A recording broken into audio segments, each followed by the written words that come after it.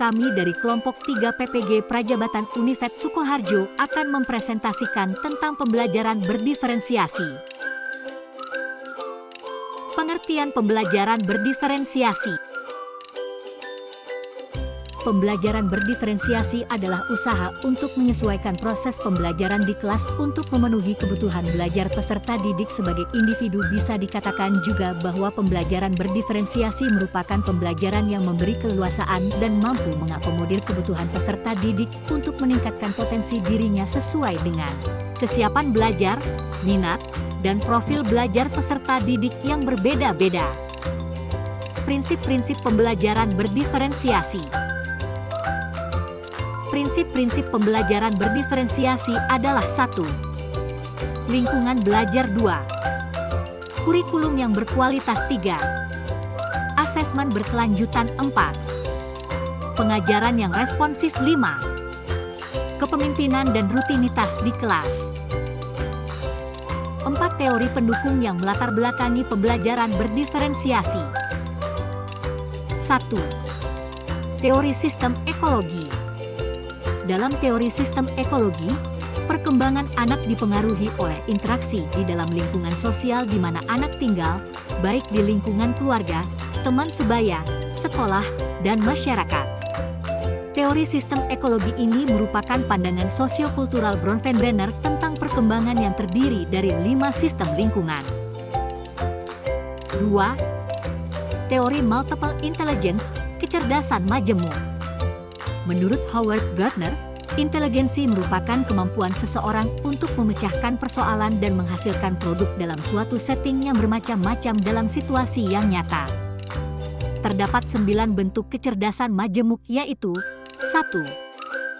Kecerdasan verbal linguistik atau kecerdasan berbahasa. 2. Kecerdasan logis matematis atau kecerdasan mengolah angka. 3. Kecerdasan visual spasial atau kecerdasan gambar warna. 4. Kecerdasan musikal atau kecerdasan musik lagu. 5. Kecerdasan kinestetik atau kecerdasan gerak. 6. Kecerdasan intrapersonal atau kecerdasan diri. 7. Kecerdasan interpersonal atau kecerdasan sosial. 8. Kecerdasan naturalis atau kecerdasan alam. 9. Kecerdasan eksistensial, cerdas hakikat. 3. Zone of Proximal Development atau ZPD. ZPD merupakan zona antara tingkat perkembangan aktual dan tingkat perkembangan potensial. Menurut ZPD, anak sebaiknya didampingi oleh pembimbing agar pembelajaran berjalan efektif untuk memenuhi kebutuhan peserta didik sesuai dengan kemampuan dan potensinya.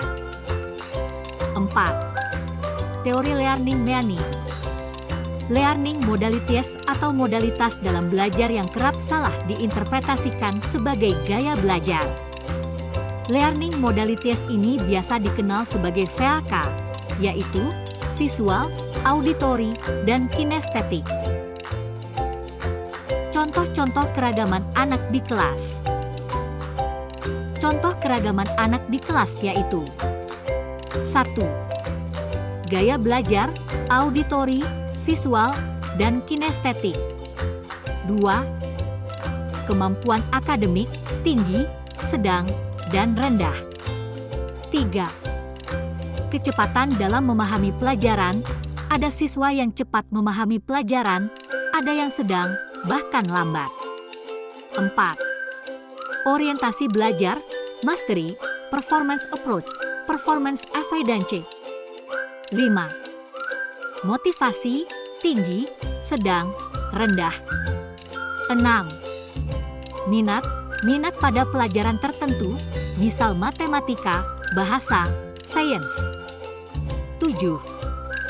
Self-efficacy, tinggi, sedang, rendah. 8. Kepribadian, introvert atau extrovert. 9. Status sosial ekonomi SST tinggi, sedang, rendah.